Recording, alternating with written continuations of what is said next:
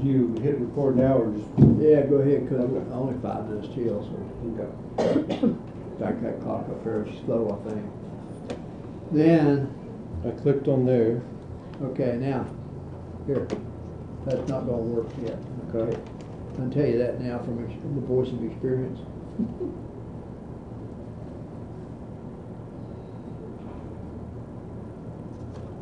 Okay, now that'll work. Okay. Will that work? Yeah, For you? Okay. that'll work. Thank you. Yeah. Isaac, how are you? Better than, Yep, 6:56. Well, that's only 1 minute slow. I'm thinking, man, they get more people out there, we might have to go out there and have Well, fun. people's getting where they start coming later anymore. They They fall come off. later and they stay later. Hello, Karen. Hi, Glad you're feeling better. Thank you very much.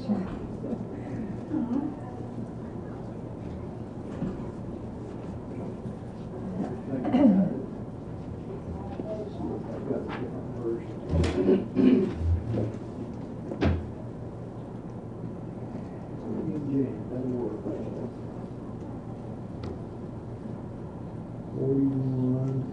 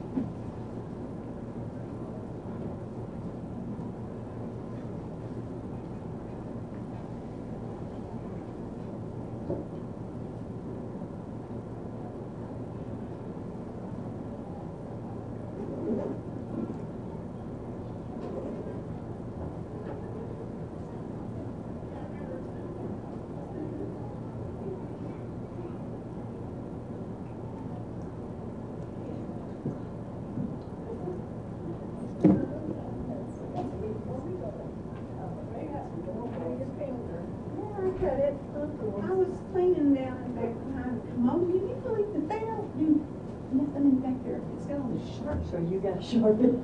It's like a razor blade just. I hope you cleaned it real good. Well, all it was Disinfected. no, it was the inside No, back. I mean your finger. Oh, I know. But it was the inside back of the water. There was I took it off because I heard something spewing and I thought, well, something needs to be fixed. So I took it off. And I had some dirt in there. Yeah, from the water system. And so I was just swishing it around, and then I sliced that thing 2 different times. Really. I mean, it really sliced it. I'm still worried about the commode. Yes, I'm worried it's about your still finger. What's so funny is that as long as It can stay dirty, but not your finger. no, once it's down in the water, it didn't hurt. But boy, though all of a sudden the water just got really red, and I'm going, what's going on? Yeah. I think that water just dripping. Then it started hurting. That sounds like a bad cut. There's somebody sitting here, and there's a Well, I haven't seen anybody. one of these 2.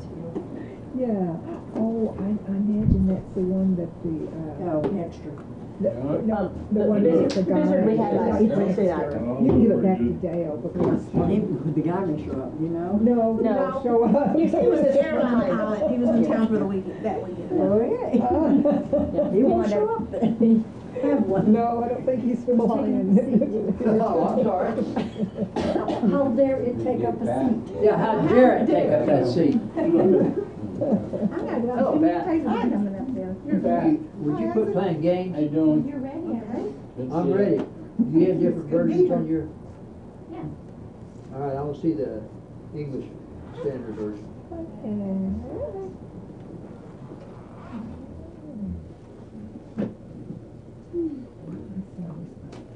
Last night. Yeah. Oh, thank One for you. Pat, and one for Pat. That's hard to Which one? remember. Which one is it? I got hers. Yeah. You didn't give her pants? Huh? Sure you didn't give her Oh, pants? I may have. Special I'm not sure on that one. It's got like almost to two find it out. sermons that you preach. And I didn't know, he gave, you know, I ordered the DVD. And then I heard Pat asking for You gotta go down to 5, Joe. outline on that. And I said, Okay, we're in Genesis, the 46th chapter. Oh, I'm sorry. You're welcome. And it's all set up. It's already recording and everything. Oh, make sure, yeah, sure. Don't be messing around with that now. I'll have Just to- change it. Okay. Maybe one. Hello, Billy. Oh, no. We're starting Genesis chapter 46 tonight. The seeds of a nation enter Egypt. But before we get into chapter 46, after class last week, John asked me to check on something. Because he's convinced that this famine only happened in a region. So, I did a little research. Turn your Bibles to chapter 41, if you will.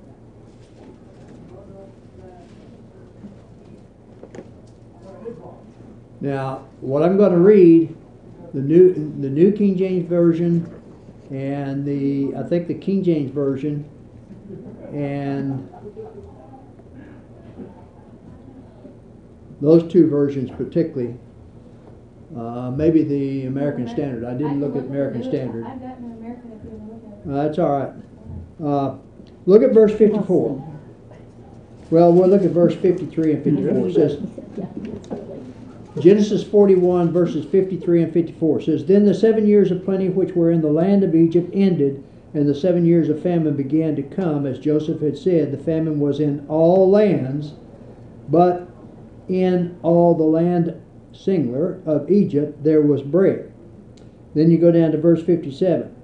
So all countries came to Joseph in Egypt to buy grain because the famine was severe in all lands. Okay? The English Standard Version and the Revised Standard Version says in all the earth. Now, in all fairness now, there are two schools of thought about this. First off, those countries that were dependent upon the River Nile for their food source were definitely affected. The other thought is that countries that were not dependent upon the Nile in other areas were affected also in some way. So it's whichever way you want to take it. The fact is it was a severe famine, and it was forcing all countries to come down to Egypt. So that's the main thing that we want to think about there, okay? That's the best I can do for you, John. Is that okay? Yeah. All right, good. All right, so Genesis, the 46th chapter is where we're going to begin tonight. And hopefully we'll get through at 46. It's a little bit longer than some of the others. But bringing it to a close, we should be finished here within 5 weeks, would be my guess. And then we'll start on Exodus. And I think I've told everybody I do have the books prepared for you for Exodus. And I'll pass those out the week before we start on Exodus, so you can actually begin studying on that, okay? The only individuals I know that Brother Warren Cheatham is now back at Quail Ridge. He's out of the hospital and he was taken back there. Also, Danny Cross had lithotripsy today on his kidneys. If you don't know what lithotripsy is, basically what it is, it's they put you to sleep and they drop you into a big water tank. Your head's out of water, but your body's underwater. And they had this huge spark plug that shoots, it just constantly shoots electrical impulses and creates these waves in your kidney that will break up the stones. Okay. And then they put a stent in the ureter so that the powder from breaking up those stones can be excreted without a lot of pain. So the stents are uncomfortable. They're not unbearable. I mean, I can't speak for him. All I can speak for is me. I had lithotripsy on both kidneys, so I know what it does. When you come out of it and everything, you've got this big bruise on the back of your kidney because it's just like a mule kicked you in the kidneys. So that's tender, and the stents are uncomfortable. It's not fun playing golf with them, I know, because I tried it. So anyway, they asked that we keep Danny and the family in our prayers too. So let's go to our Heavenly Father in prayer. And Cal, you want to lead us in that prayer tonight? Sure. Before you pray, I have a very serious situation in Waco that I have to deal with. I got broke into in my house there, but was a family member, and I have to press charges.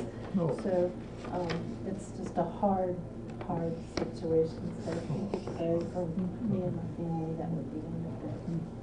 Tell me your name again. Debbie. I might went one. No, that's no problem. They say that's the second thing that goes, Cal. I can't remember what the first one was. Neither can I.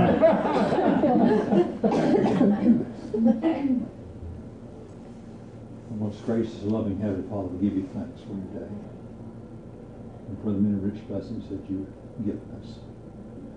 The gift of life and all that comes with it. The joy of friends and families and the knowledge that your Son is our brother and we're your children by adoption.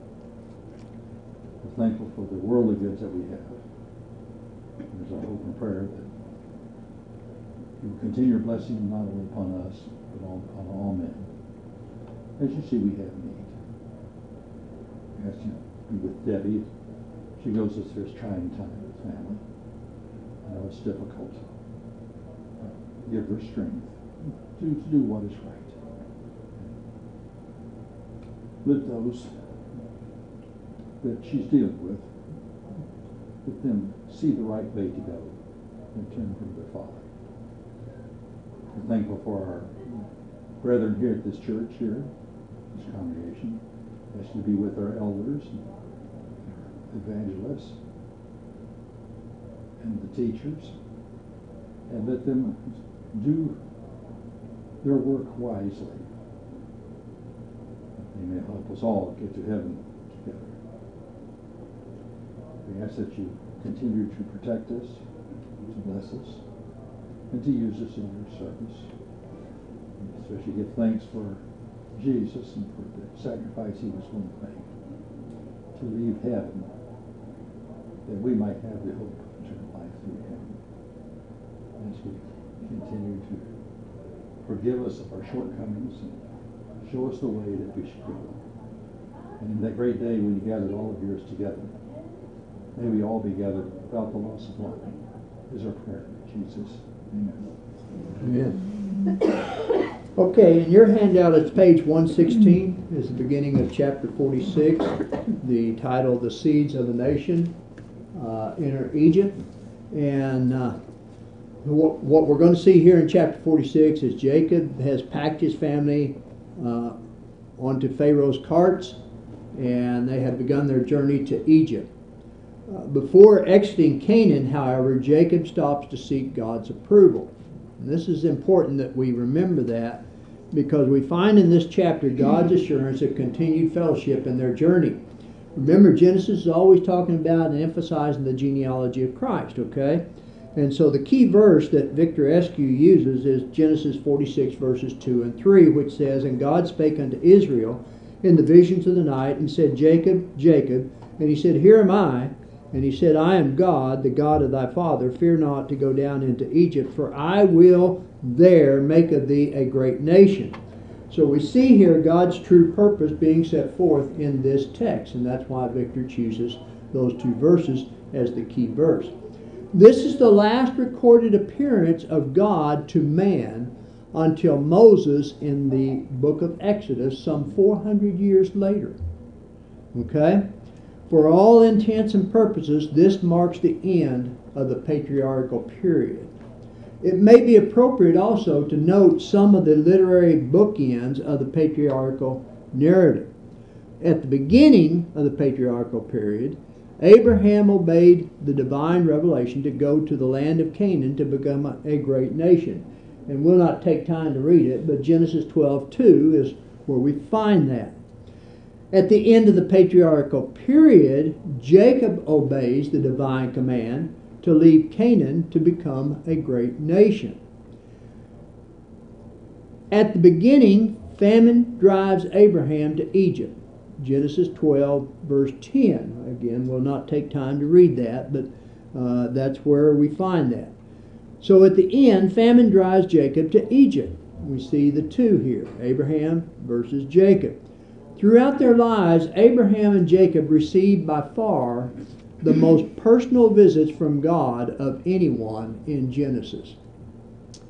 God's first talk to Abraham in Genesis 12, verses 1 through 3, and final talk to Abraham in Genesis 22, verses 15 through 18. These are God's promises that we see in those verses. Similarly, God's first talk to Jacob is found in Genesis 28, verses 13 through 16. And I do have all those up there. We're just not going to take time to read them because we've looked at them in the past. His last talk to Jacob is found here in chapter 46. And we'll look at that in just a minute. That's verses 2 through 4. And there we see the promises, okay? So let's begin by reading Genesis chapter 46. And let's just read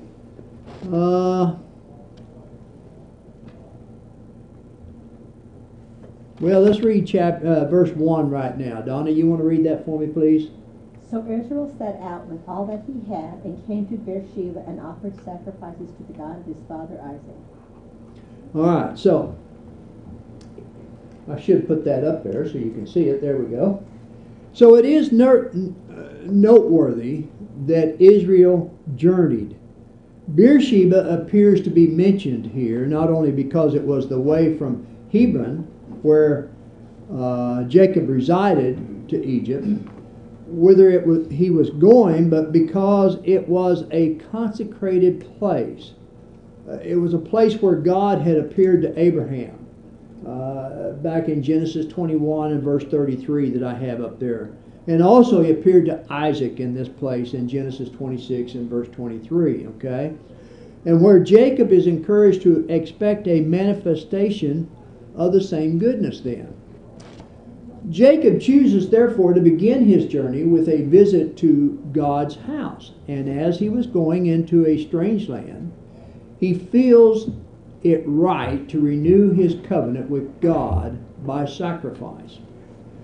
There is an old proverb which applies strongly to this case, and that is that prayers and provender never hinder any man's journey. He who would travel safely must take God with him. And this is something, if you think about Joseph, and the faith that Joseph had. I mean, here he was sold into slavery at the age of 17. He was raised up by Egyptians. He learned Egyptian language. He learned the Egyptian way, but he never lost faith in God. He never forgot God because he took God with him the whole way. And so we see the providence of God taking place here in the remaining chapters of Genesis. Any comments on verse 1? I'm just reminded of when I went on vacation one time. Someone told me, I said, I'm going to go to worship. And they told me, are you going to take a vacation from that? I mean, come on, it's a vacation. Like, I don't know that you can take a vacation from God. And then I think about people, it's not just that comment, but other people, when they go away and they do things, it's like, you know, we're not responsible for that worship anymore. We're just going to take a whole vacation away. Yeah. And that just made me think of that. Well, and it's a good point. I think most people certainly remember that. I can tell you that, yeah, Florence and I take cruises and everything. In fact, this summer we're going on a 14-day cruise. But I guarantee you, we will have worship service on the first day of the week, each time. And probably I'll be asked to bring the lessons on this cruise. I was the last time. Of course, poor Betty Wilson, she felt kind of bad about it because we were in the very back of the ship, up at the top in the chapel. Here I was talking about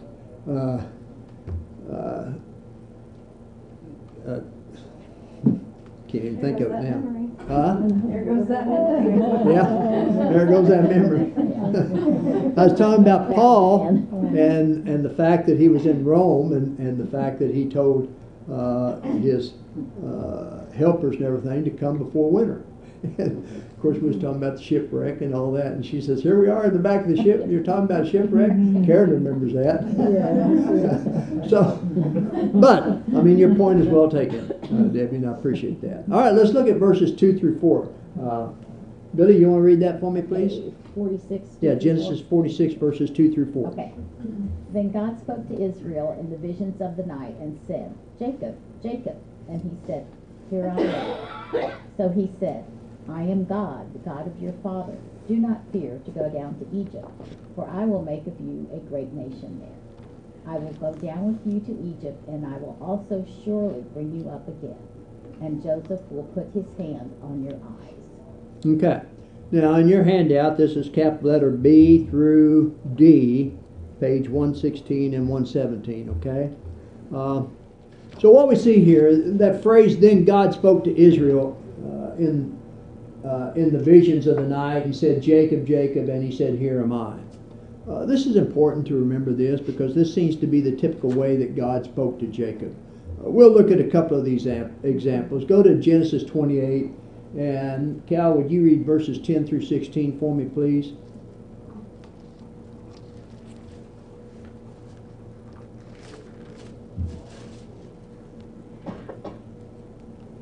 Then Jacob departed from Beersheba and went toward Haran. And he came to a certain place and spent the night there because the sun had set. And he took one of the stones of the place and put it under his head and lay down in that place. And he had a dream. And behold, a ladder was set upon the earth with its top reaching to heaven. And behold, the angels of God were ascending and descending on it.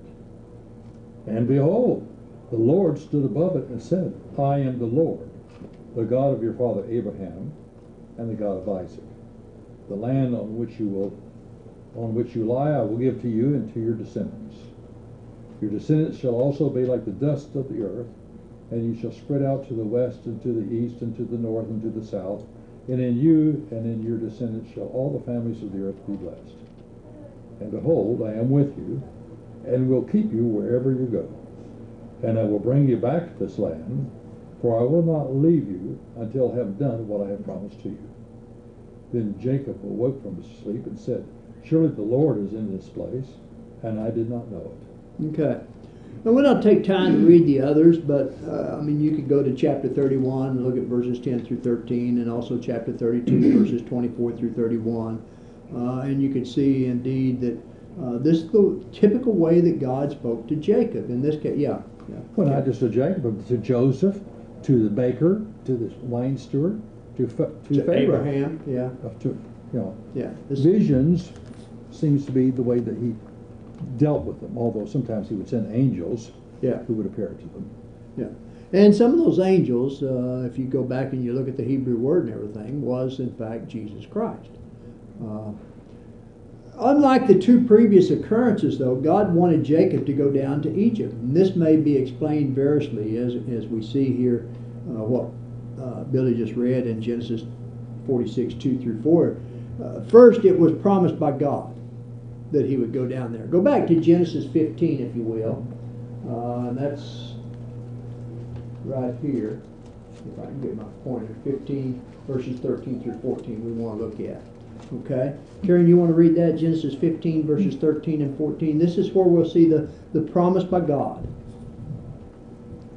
Then the Lord said to Abram, "Know for certain that your offspring will be sojourners in a land that is not theirs, and will be servants there, and they will be afflicted for 400 years. But I will bring judgment on the nation that they serve, and afterward they shall come out with great possessions. All right, so we see the first indication here that God wanted Jacob to go down to Egypt, a land that was not theirs. The second thing is some of the moral dangers of living in Canaan were evident and may be avoided by living in isolation in Goshen. Look at Genesis 34. Well, no, we'll not look at that. Genesis chapter 34 and Genesis chapter 38 is where we see the potential dangers in the land of Canaan. In fact, when we get into Exodus, there's a specific reason why God had the Israelites go in the direction they went, because there was a much shorter direction to go up to Canaan, but they were not prepared for the dangers that were waiting there. And so this is evident here in Genesis 34 and 38. The third, though, is this isolation would allow Israel to grow as a nation without losing its sense of identity. And this was a promise that God had made to Jacob, is that you go down to Egypt and I will grow a great nation among your people. So fourthly, it will set up the redemption of God's people, which was an event that will make plain to the Israelites that they were indeed the chosen people by God. Okay? Not the only chosen, but the chosen people by God. And then we saw that phrase, for I will make of you a great nation there. How truly this promise was fulfilled appears in the fact that the 70 souls who went down into Egypt increased. Look at Exodus chapter 1, if you will, and verses 5 through 7.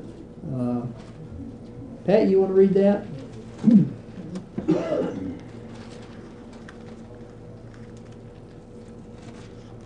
Exodus chapter 1, verses 5 through 7. All those who were descendants of Jacob were 7 persons, for Joseph was in Egypt already.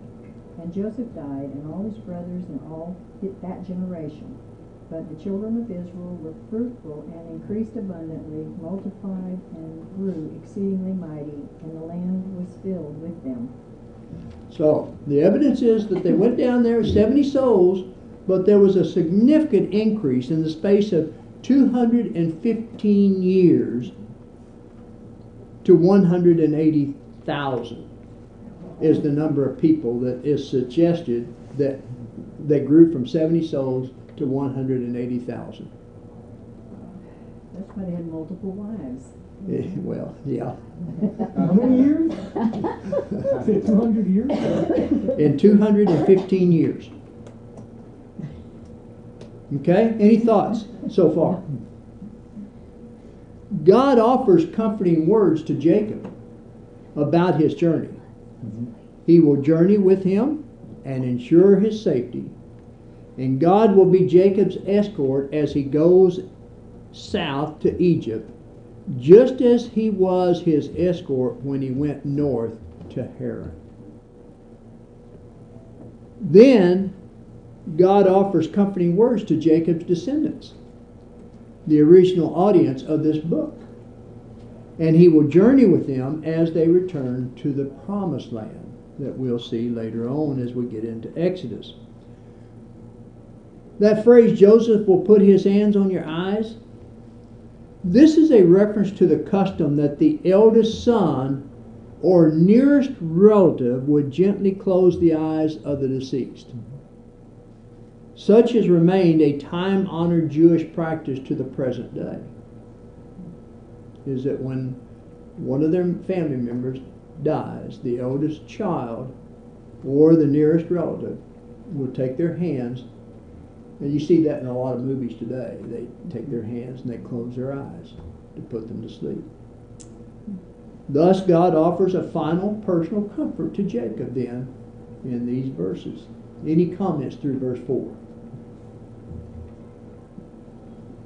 All right, let's look at verses 5 through 7. Jensen, you want to read that? 5 through 7. Yes, please. Oops.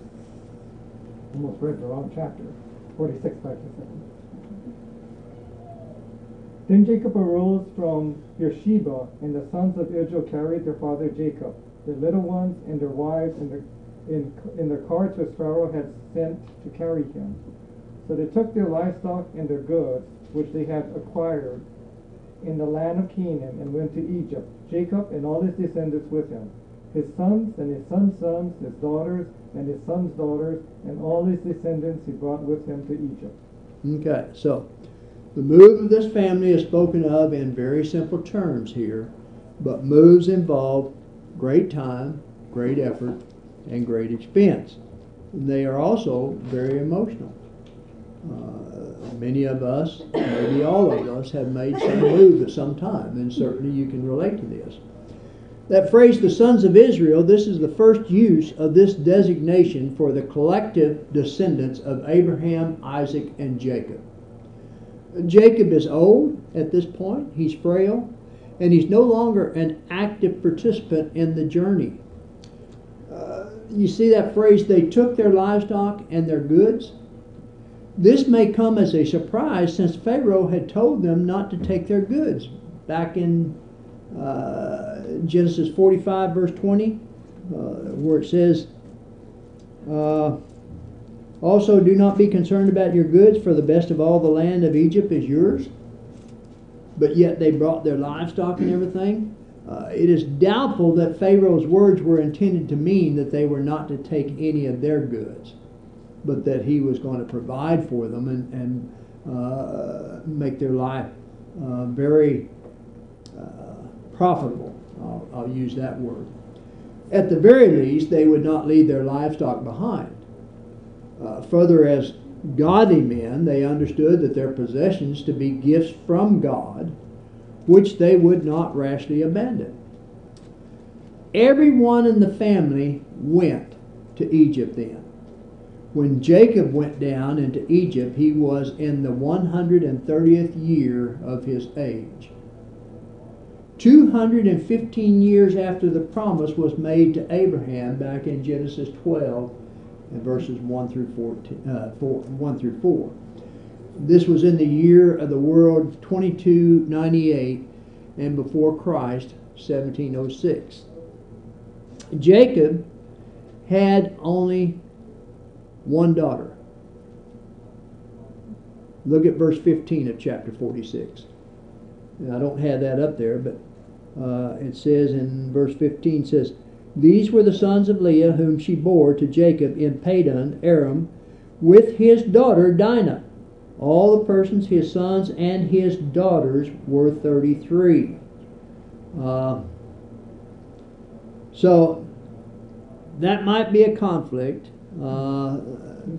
The commentaries in the sense that I looked at said that he just had the one daughter, but when you look at the verse, it suggests that maybe he had more than one daughter. Okay? But Dinah is the only one that is mentioned. And so I'm not positive, but when they list the names of the sons and the grandsons, they're listed as the sons of the wife. Right. So, and see, Benjamin had 10 sons. So when you add up all those sons and Diana, I think you might get 33. Yeah. So the sons and I've got and a chart. grandsons. Yeah, I've got a chart I'll put up in just a moment. Okay. That goes along with what you're saying, Cal. So that's true. So his sons and daughters are also mentioned, yet only one of them is named in Genesis 46, verse 17, which says the sons of Asher were Jimnah, Ishua, Isui, Beriah, and Sarah, their sister, and the sons of Beriah were Heber and Malchi, or Malchel. It does not appear, though, on what account she was distinguished from the rest. Why was Dinah specifically mentioned from the rest? Well, we talked about her in the past, and of course we may look at her a little bit more here in not this week but next week. So let's look then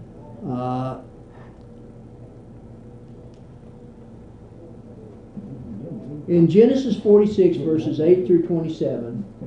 God can take a small number and develop them into a great nation. Okay? We're not going to read all those verses and everything, because what it is it's the genealogy of those who went to Egypt with Jacob. It's one of the more interesting lists in Genesis, if you will. In regard to women, it counts the granddaughter, Sarah, verse 17, that we looked at, but does not count Dinah or any of the wives. And it includes the deceased, and Onan, in verse 12. If you go back and look at that, it says the sons of Judah were and Onan, Shelah, Perez, and Zerah, but and Onan died in the land of Canaan. So it included them. Some of the grandsons of Jacob who are listed may not have been born yet, especially the 10 listed under Benjamin, who himself could have not been much older than 30 years of age at this point. What's more, this strange list is those who came into Egypt. Look at verse 26, if you will. Specifically says all the persons who went with Jacob to Egypt, who came from his body, besides Jacob's sons' wives, were 66 persons in all. Okay, so the very next verse, though, gives a conflict. It says, and the sons of Joseph who were born to him in Egypt were 2 persons. All the persons of the house of Jacob who went to Egypt were 70. So the previous verse says 66, now we have 70. So the question is, what's the difference? Clearly, and Onan did not come into Egypt. Okay? But as clearly, the women who are not listed did come into Egypt. The number 70 is arrived at by adding the numbers 33 that we mentioned earlier, 16, 14, and 17, which are the descendants of each wife. And we'll not take time to go back and look at those, but you can look at, if you want to write them down, it's verse 15, verse 18, and verse 22, and verse 25 is where I got that, okay? But Dinah must be added while and Onan are to be subtracted. Also to be subtracted are Joseph, Ephraim, and Manasseh, who are already in Egypt. Thus 66 actually traveled with Jacob to Egypt, okay? So that's the difference between those 2 verses. The 70 then include Joseph, his sons, and Jacob, all the persons of the house of Jacob, in verse 27 that it mentions there, all the persons of the house of Jacob who went into Egypt were 70. Okay. However, there's another conflict. I didn't put it up. Yeah, I did. Go to Acts, the 7th chapter, and verse 14. Florence, read that for me, please.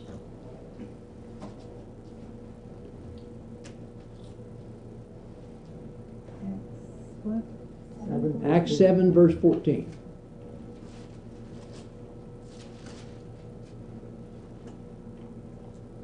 Then Joseph sent and called his father Jacob and all his relatives to him, 75 people.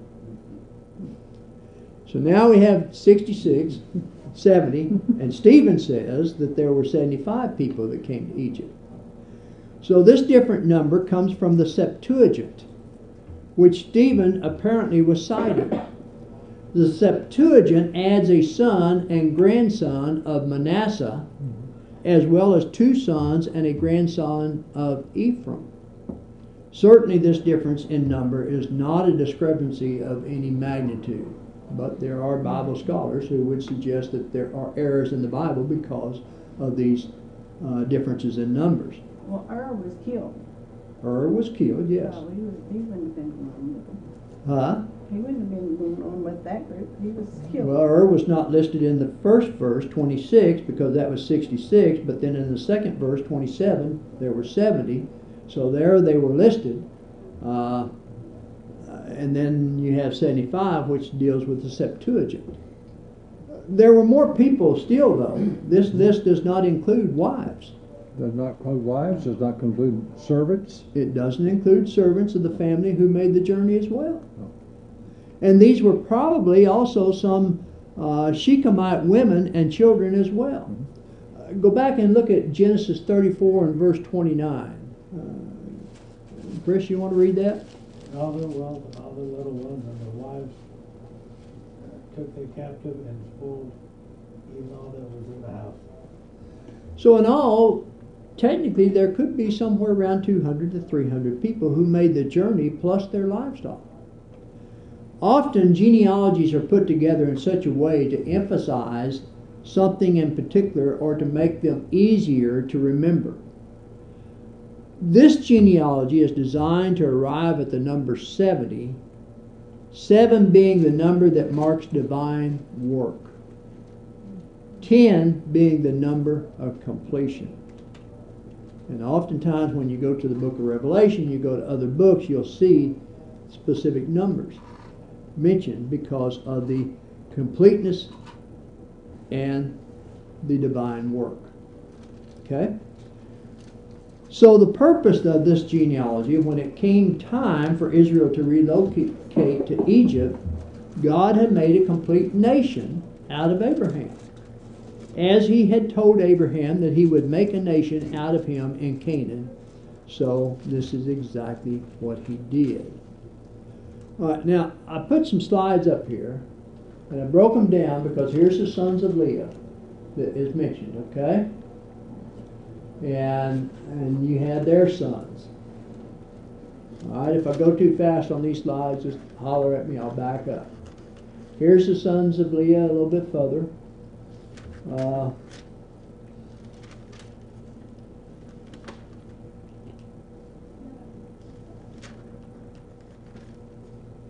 Judah, Issachar, and Zebulun. Now remember, I told you that the ones in red are the ancestor of Jesus. Okay? Then you have the sons of Zilpah. Gad and Asher and their families. The sons of Rachel, Joseph and Benjamin. And the sons of Bilhah, Dan and Naphtali. And this is where they are. Here's Goshen up here in the very fertile land. You look at all the Nile River, how it branches out and everything. You can only imagine how fertile that ground is up there.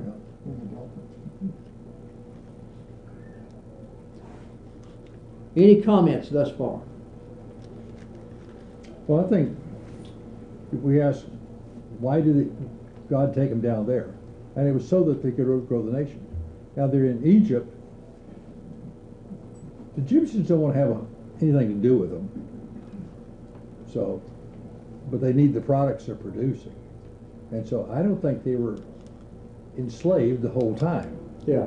I think that for a season there, I don't know how many years, but I would say through Joseph's lives and quite probably through his sons' lives, they were probably pretty honored and well off there. But then came a Pharaoh who didn't know Joseph. And some suspect that this may be that interlude there where the Hyksos or some other people came in and conquered and were ruled it for a season there. But when the original Egyptians came back in and took over, then they definitely didn't want to have anything to do with Hebrews because they were associated with the overlords they'd had before. And like you say, a Pharaoh that didn't know Joseph, but also there may have been some concern here that Jacob's family was growing so fast and so large that they became fearful of these people. And so that's when they began to look at enslaving them. And of course we'll see that as we get into Exodus as well. All right, let's look at verse 28 then. Stephanie, you want to read that? He had sent Judah ahead of him to Joseph to show the way before him in Goshen, and they came into the land of Goshen. Okay. So we have a forerunner here that can often make transitions much smoother. And Judah, the family leader, went ahead to inquire of Joseph's directions. Now remember, he wasn't the head of the household. Who was the head? I mean, when I say head, who was the oldest son?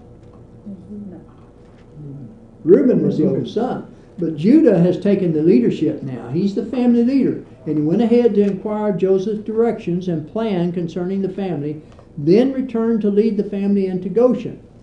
It is only fitting that Judah, who bore responsibility for separating Joseph from Jacob, should be charged with arranging the reunion then.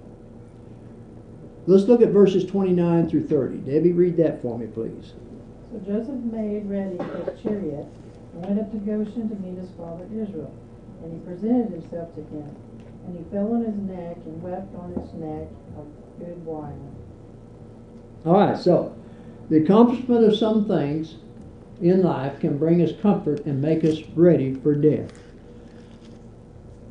With such reverence as a son owes to his father, who embraced his most tenderly, or embraced him most tenderly, some refer the next words to Jacob. He fell on his neck, which expresses the highest affection, and wept on his neck a good while. We noted before how Joseph fell upon Benjamin's neck and wept back in Genesis 45 and verse 14. But the affection wherewith Jacob embraced Joseph, or Joseph embraced his father, far surpassed that of Joseph and Benjamin coming together, because they continued longer in one another's arms, where tears of joy flowed so fast that for a good while they could not speak. Remember, I said before that Joseph always wondered why his father didn't come and save him. And his father was grieving all those years because he thought he lost his favorite son. So the phrase then, "now let me die," Jacob does not speak this in the sense that he wants to die. Rather, he means, now I can die in peace. Go to Luke, the 2nd chapter, if you will, and look at verses 29 and 30. John, you have that?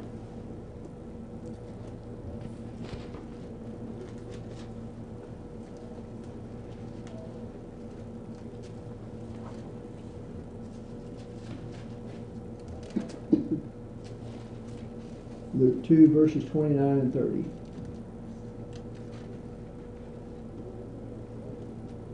Now, Lord, now lettest thou thy servant depart in peace according to thy word, for mine eyes have seen thy salvation. Okay. And this is exactly what Jacob is saying now. He can go in peace. The possibility of seeing Joseph again was the chief reason that Jacob had lived this long. And likewise, Joseph had worried that Jacob might not still be alive. Jacob will in fact go on to live 17 more years after this reunion. We know that because if we go to the 47th chapter and we look at verse 28, and I have that up there. Go ahead, Isaac. And Jacob lived in the land of Egypt 17 years. So the length of Jacob's life was 147 years. Okay. So, almost all of Jacob's words since Genesis 37 verse 35 are of death and continue to be so, but after the turning point of Genesis 45 verse 28, the bitterness is largely replaced by a sense of fulfillment and now hope. Any comments through verse 30? I knew that was probably going to stop us right there. So we'd like just a little bit, about 4 verses, finishing chapter 46. And I think we can get chapter 47 next week as well, because if I remember right, chapter 47's, it's a fairly short chapter. So we might get chapter 47 next week as well. I appreciate your participation tonight.